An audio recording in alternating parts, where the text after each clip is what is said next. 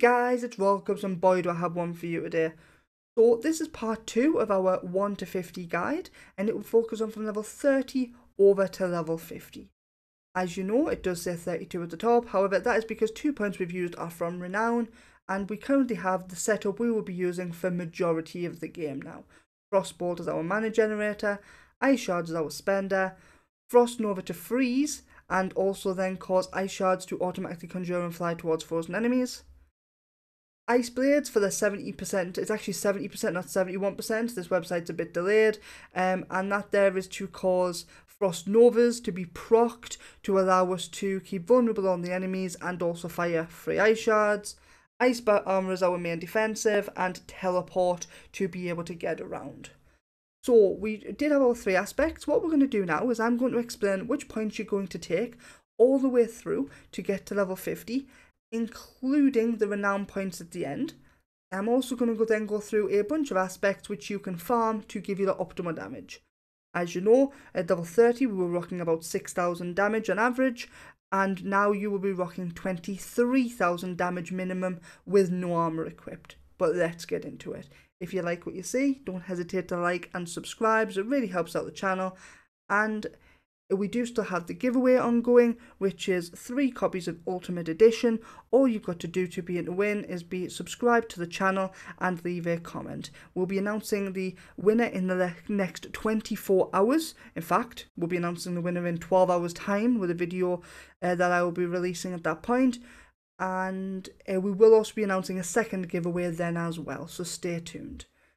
Right. Straight into the skill tree. We've already gone through most of the information on the previous video. If you haven't seen it, I've just give you a brief summary, but the whole point is for single target bosses, we'll be using greater ice shards, counting as frozen hard barriers, and utilising protection to keep up those barriers. And for groups, we're going to be using ice blades to proc frost novas, which will make the target vulnerable, which will fire free ice shards. We discussed it in depth in the last video. If you need no more information, check it out. But we're going to continue from where we were. Now, we were absolutely destroying groups at this point. Trash, even elites, is nil and void. You will freeze them with Frost Nova, hit them with 1 Ice Shards, and it's over. The problem you've got now is bosses. Realistically, bosses die very quickly on difficulty 1 Adventurer, which is what you should be playing on either way if you're doing hardcore. But if you do need some more, we are going to now focus on a bit of mana. Meaning we're going to run straight down and put 2 points in Frigid Breeze. This is a lucky hit, means it procs from both our main hit of Ice Shards and also our Ice Blades, and it means we have a 20% chance on lucky hit roll to generate 10 mana. The reason we've only put 2 points in here so far is we're going to, we've just unlocked our Capstone main passive that you can get. And of course, you have 3 sets as a sorcerer. You have the Frost, you have the Lightning, you have the Fire. I'll make it easier, we're going Frost. We have 2 choices. You have the Shatter build, and you have the Avalanche build. The Shatter build means when you freeze enemies, they explode for 25% of the damage you've dealt them while frozen. They also hit themselves for that damage as well. I want to make that very clear. And the whole point of what this is sold as is you run with that, you run into a group, you destroy them all with or your automatic ice lancers, and then when they die, they will explode for 25% of the damage. Sounds great, and that will then nuke the elites. What problem you have with that is the fact that enemies don't survive long enough for it to be effective. On top of that, it only works out at 25% more damage for the per enemy to the elites. But most elites don't have, it's not Diablo 3, we don't have 100 enemies next to an elite. You have maybe 3. It's not physically worth it in my opinion, and Avalanche is just so much more the best bet. Avalanche makes your frost skills have a 10% chance to make ice shards cost no mana and deal 40% or times 40% additional damage.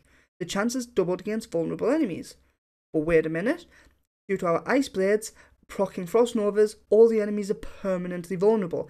This means it has a 99% uptime of 20% chance to make your ice shards consume no mana. And with it being a lucky hit as well, and that's something this build thrives on, this is the clear winner. Even when you get to a higher rank, I don't believe Avalanche will ever get taken over by Shatter unless you're lucky enough to get the aspect and you don't have the Avalanche aspect. At this point here, we'll then be putting in our Frigid Breeze point. That means you've just finished it off and you've got a capstone of 15 mana every time it procs. Oh, wait a minute, that's a lucky hit 20% chance. Avalanche is a lucky hit 20% chance. The next 3 points are clear winners. You put 3 points in Precision Magic for 15% more lucky hit chance. I'll go through all the numbers in the end like I did yesterday. Now, at this point here, we will have all the enemies vulnerable, and for those who don't know, vulnerable is the last part of the bucket. The bucket is different types of damage buckets, which is how much damage you're purely going to do, and vulnerable percentage is worth a lot. So 12% here is a massive increase. At this point here, I did have a lot of different questions of where I'm going to put points, because I like to then spam teleport, but you know what? Mystical Ice Armor is broken. It is. For anybody who doesn't know, Mystical Ice Armor causes damage against vulnerable enemies to contribute 50% more to Ice Armor's barrier, and inside of Ice Armor it already does 5%. So that means anytime you hit a vulnerable enemy, whilst you have Ice Armor up, you will get 7.5% of that damage added to your shield. At low level, this might not sound a lot, but when you hit to level 100, on the original alpha that I played a few months back, I was getting 1.5 million shield per second. It's that overpowered. So, to do that, we have to take Enhanced Armor. Enhanced Ice Armor, everybody discussed this in depth, and they were like, oh, it's going to be amazing, it's 25% more mana regeneration. 25% mana regeneration is 0.25 mana a second, because it's 25% of your base mana regeneration. Your base mana regeneration, 1 point a second. So that means over the entire 6 second enhanced Ice Armor, it's worth 1.5 mana. Telling you now, if we didn't need to take it, to take Mystical, we would. This is just a point wasted in my opinion. But let's move on. After that, we're going to put 4 points in Teleport. We're going to do that to reduce the cooldown from 11 seconds all the way down to 8.8. We don't care about the damage increase, it really doesn't make a difference. However, the 8.8 second cooldown is very nice, especially if you then say get +4 on your boots as well. And then we do really want to drop the unique helm, which reduces damage reduction, Harley Quinn's helm, Harley Quinn's crest, and also another 4 points. It's actually possible to get your teleport before cooldown reduction all the way down to 4.4 seconds. It's possible to have nearly a 2 second cooldown or cooldown with Blades at max level, but I digress. So you put your 4 points in, you now come to level 46. At this point here, we actually dash points around a little bit. First things first is you've got 2 options here of Elemental Attunement, which is a lucky hit. Critical strikes have a 5% chance to reset cooldown of one of your defensive skills. In group play, against a lot of NPCs, the amount of times you will crit is insane, and you'll notice why as soon as I show you the aspects. So we'll have about a 50% crit chance on average, meaning this here has almost 100%. As soon as it's available, it'll proc. So you don't need to put 3 points in this. 1 point is more than enough. I then also like to put 1 point into Mana Shield. The reason is as we are now pretty much mana neutral, or at least very mana efficient thanks to Avalanche and Frigid Breeze, we will then permanently have a 5% damage reduction. This here is significant. You do start to notice the difference. The final point to get us up to level 50 is you put 1 point in Devastation. I know you're probably thinking 3 mana, why? Well, you'll notice also very quickly that we do want to hit over 100 mana for a certain reason, but additionally, we now have 6 points left to play with. My apologies, we have 8 points left to play with. Can't do math today. We have 8 points left to play with, and they are thanks to Renown, 2 points in Act 2, 2 points in Act 3, 2 points in Act 4, and 2 points in Act 5. So for those who don't know, I've just explained in the last video, with Renown, every time you complete Part 1 and Part 3 of your Renown, you will be able to unlock 2 additional skill points. So again, we have 8 more to play with. Elemental Dominance is a pure 9% times 9% increased damage when cast above 50 mana. Thanks to our mana regeneration now, we'll pretty much permanently be above 50 mana, and when we're running around on ads, we don't actually cast any mana abilities because we don't need ice or we don't need to use our ice shards because the free ones off the Nova will kill everything, meaning thanks to being at 100% mana at all times, it's just a pure damage increase. We then dash down and finish off our Permafrost for another 10% damage against elites and bosses. This here, I did toy of actually not putting those 2 points in because it's an additive difference, which I'll do a video on damage buckets at some point, but if you do want to see it, Would Yoda put one out yesterday, and it is a very good video, which explains it quite nicely. So because of it, I think near the end I'll probably drop these 2 points out for more defensives later, but for now it's a benefit. And the other option that you've got regarding this situation is going to be to run Conjuration Magic. Or, got 3 points left. As you can see, what we're running with. Are you going to put 3 points in Conjuration Magic, which counts as a 6% damage increase for your Ice Blades? Or do you feel that you're dying a little bit? There's a chance. Do you think you're dying? If you are, you can drop your 3 points out of Conjuration, and you can put them in Icy Veil, which gives your barriers a 15% duration increase. First and foremost, when I saw this, I was like, well, you know, that's a bit pathetic. It makes my protection go from a 2 second to a 2.3 second. But then I actually looked at how many barriers I really have. Well, first things first, you've got your Aspect of the Protector barrier, which damages for 10 seconds. That puts that up to 11.5 seconds.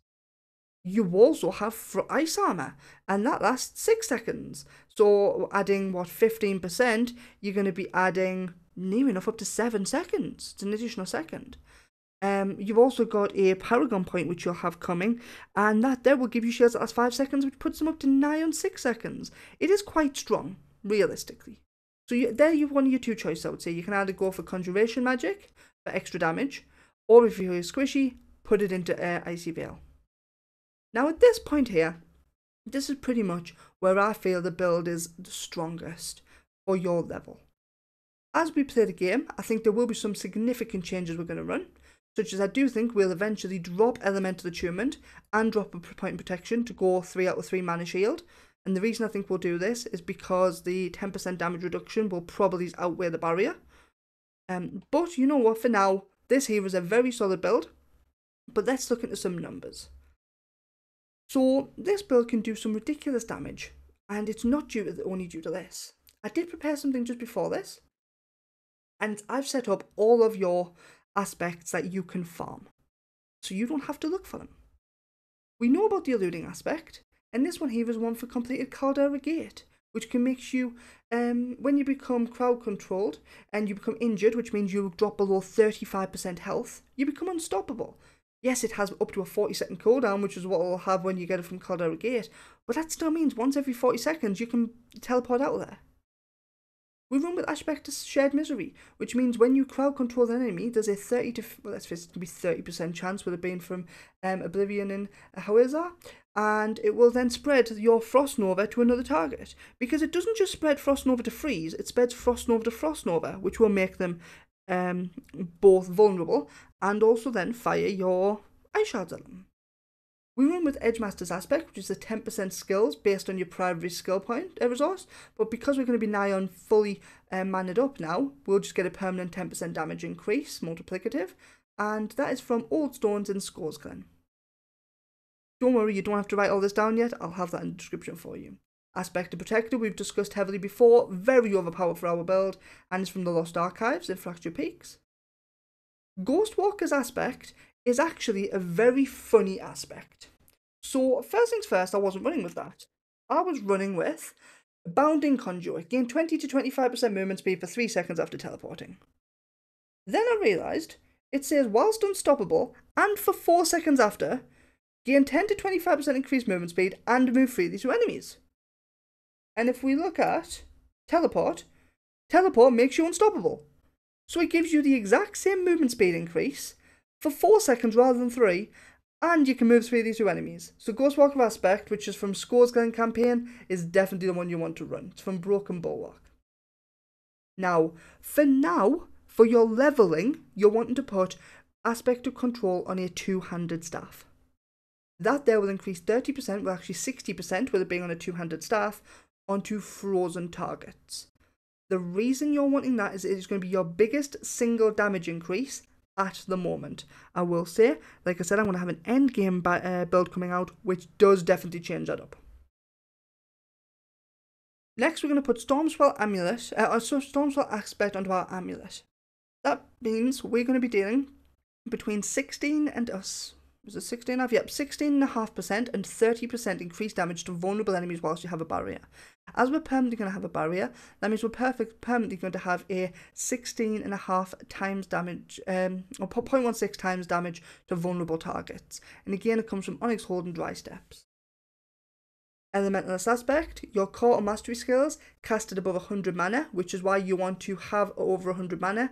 I know it is at 100, but when I was testing this, sometimes it wasn't proccing if I had exactly 100. So I like to run Elementalist Mastery with the 3 points extra, which we have to take either way, and it means you'll have a permanent 20% increased crit chance. Now you see how we'll proc Lucky Crit so much. There is definitely possibilities for this to be going onto our main weapon as a main build, but we'll have to have a high roll. So if we can get a 40% roll onto our main weapon, which will give you an 80% permanent crit chance, that will be much better, but it's going to be a test and see situation. You've then got Aspect of the Piercing Cold. This one here, which we've discussed previously, is a bit of an iffy one, because if it doesn't pierce all 3 times, then it doesn't ricochet. But because a lot of the animals in this game are pretty fat, then it pierces 2 to 3 times on per enemy anyway. So it's a wait and see situation. If you feel that Aspect of the Piercing Cold is not proccing properly, and I will be streaming release because I'll be pushing for rank 1 world hardcore level 100. I intend on doing it in one sitting, so wish me luck. But I'll be doing it as a duo with a druid friend of mine. And in the situation, if I will probably do an update though, I would recommend, if it doesn't feel like it is going well enough, to swap it with Inner Calm. Now, Inner Calm isn't the best. It basically means you'll get 5% increased damage for each second you stand still. So if you stand still for 60 seconds, you'll do 30% more damage, which is multiplicative and is very nice, but you've got to stand still for 6 seconds, which is not the nicest. That is potentially going to be our swap over from Piercing Cold, if needs be, and it'll mainly be for boss damage. Now, that's where we currently stand. You'll rock an Emerald in your weapon for 12% critical strike damage against vulnerable enemies. And remember, as I've said, Frost Nova causes enemies to be vulnerable. With plus a 5% barrier generation in our diamond. That here is almost mandatory in my opinion. And if you actually get, I think the cap is 7 diamonds in your armour, that is a 35% barrier generation increase, and it is quite significant. And we will always run skulls in our jewellery for armour. We don't need the healing received increase, we don't need life on kill, and the armour as a sorcerer is needed because we do lack quite a bit. Now, we've gone through a majority of it, but I'll tell you what we haven't done is we haven't gone to the numbers, so let's have a see. I'm going to put this document inside of the description for anybody who wants to see it. First part of it we're going to discuss is the level up skills. I've wrote it all down for you, so for anybody who's just spent the last 17 minutes writing it down, I'm sorry. But what you're going to see is from 1 to level 15, which for some reason I wrote 20, but from 1 to level 15, you've got your original build. We then got the build we discussed yesterday from 16 to 30. I've then also put down your 31 to 50 with increase of where you can choose for Shatter or Avalanche. And additionally, I've put down your Renown points for your Elemental Dominance, Permafrost into a choice of Icy Veil or Conjuration Magic. For your level up aspects, I've got the original level up aspects of Eluding, Protector and Piercing Cold and where to get them for your level 1 to 30. And then additionally, I've also put down all the different aspects for you and where you're going to locate them, so you'll be able to have access to that. There's the level 30 document you've seen yesterday, however for today, we actually have the level 50 document. Now, for the level 50 document, we have got all the buckets here on the left and where the damage falls under. We've got where the extra damage is coming from. Bear in mind this is having no gear equipped, so we don't have any attack speed from gear, we don't have any crit damage from gear, this is purely just your aspects and the damage. This is your base damage with your averages, but we're mainly going to look at this set here, and the reason we're going to be looking at this one is we will permanently have enemies vulnerable, so that's the damage percentages to start with. We will be focusing on Piercing Cold, on a 1 pierce. I know you'll always get 3, but I want to work it onto a 1 to average out in case it doesn't pierce. And on 4 enemies, we'll be rocking just under 23,000 weapon damage with no gear equipped. Okay, as I've said before, if piercing cold doesn't pierce, to the maximum of times it does not ricochet. Your Frost Nova enchantment, we do now have the 15% lucky hit chance. And what that means is because we have a base of 21.3, we times that to add an additional 15% on. So you will proc with 2 swings a second thanks to your Icy Blades. You will have a nigh on 50% chance per second to proc Ice Frost Nova. And alternatively, that means you're going to proc one about every 2 seconds. But on that note, Frost Nova lasts 3 seconds. So as soon as it's procced, the enemies are gone from there. They will stay frozen unless they become unstoppable. Now, for your 20% lucky hit for Avalanche and your mana, which is your Frigid Freeze, you will have these proc chances. So first things first, the base proc chance. Icy Blades has a 14% chance to be able to proc it per blade, and Ice Shards has a 3.2% chance per hit to proc it. Now, first things first, what we do is we times that by our lucky hit increase percentage to give our Icy Blades a 16.33% chance per blade and Ice Shards a 3.68% chance per shard.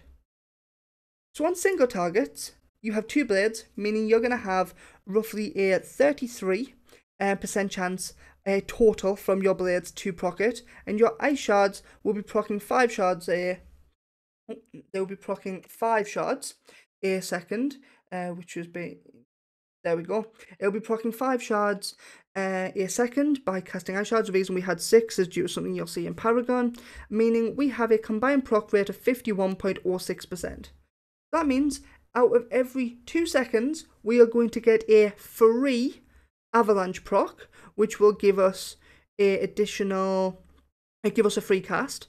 And out of every 2 seconds, we are going to get 15 mana back from the ability. Now, that is quite significant. We still will have to swerve in some Frost Bolts for now, because the build is nowhere near ready yet. We still haven't got any of the random roll aspects, we still don't have any of the Paragon information, so because of that, we still do have to use that.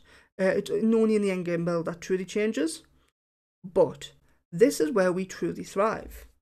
Thanks to Ricochet, and not factoring in Pierce, which comes in separately, because that blows it out of insanity. On 4 targets, Ice Blade still has a 33% chance to proc our Avalanche mana. But Ice Shards, because of Pierce, will jump up to 107. Have a look. Yeah, and will drop up to 179.86%. That means every second you will be proccing 1.5, or you have a 180% chance to proc an Avalanche and a mana. Because don't forget, these are not on separate. These are not, say, linked together. So it's not like if you proc one, you can't proc the other. You have a chance. Every time you roll a chance, you have, say, Ice Blades has a 70% chance to be able to use a lucky, and then it rolls all of your luckies at the same time, so it's not individual based on that. So because of it, you will never run out of mana, and you'll be doing permanent 40% more damage to all enemies as you run around. It's that simple. Now, if you do like what you see, don't hesitate to like and subscribe. I'm pretty sure that's everything we need to go through. I'm sure I've missed some things that I'll kick myself for after, but we do still have the giveaway going on. Drop a subscribe and drop a comment, and if this did help, I would advise turning on notifications to see the endgame build tomorrow. I don't actually have it open, so I can't even give a sneak peek, but the damage currently on the endgame build that I was testing with the new numbers was a minimum of 300,000 weapon percent damage with no gear equipped. It's absolutely insane. But at that point, that's everything we need to go through. So until next time, Curbs, you know it. Peace.